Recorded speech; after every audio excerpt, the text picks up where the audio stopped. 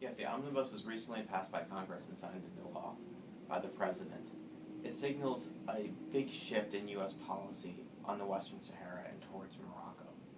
There's language included in the report that says that all U.S. assistance in Title III, which is bilateral economic assistance, can be spent in any region or territory administered by Morocco. Essentially, this signals a shift forward in U.S. policy on the Western Sahara.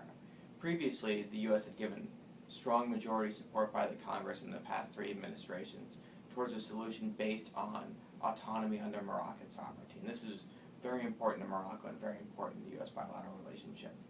Now this policy is going a step further because this language allows for economic assistance, democracy development, women's rights programs, all sorts of programs that build capacity for political development and are in line with Morocco's democratic reforms to now be spent not just in Rabat and Marrakesh, but in Laayoune and Dakhla and everywhere in Morocco.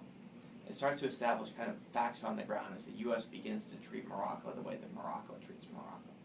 There were two other parts of the bill that are relevant to Morocco. One, the bill notes that the committee and the Congress remains concerned with resolving the Western Sahara issue through negotiations.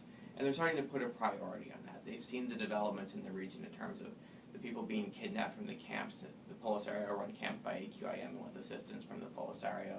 They've seen Polisario rebels being recruited into Gaddafi's mercenary armies. They've seen the complaints from Mali. You know, they're starting to focus more on this region. They're starting becoming more concerned with this region, are becoming more invested in resolving this issue before the region destabilizes any further. And as you know, the U.S. policy is strongly supportive of autonomy under Moroccan sovereignty, and the UN has taken that position as well with Peter Van Walsum's report. So it's a matter of maintaining the focus on resolving this in a reasonable way to the benefit of all the parties, especially the people who are trapped in these camps in near Tindouf. There's a second part in there that also affects Morocco, and the Congress has requested a report on steps Morocco is taking to address human rights, which is good news for Morocco.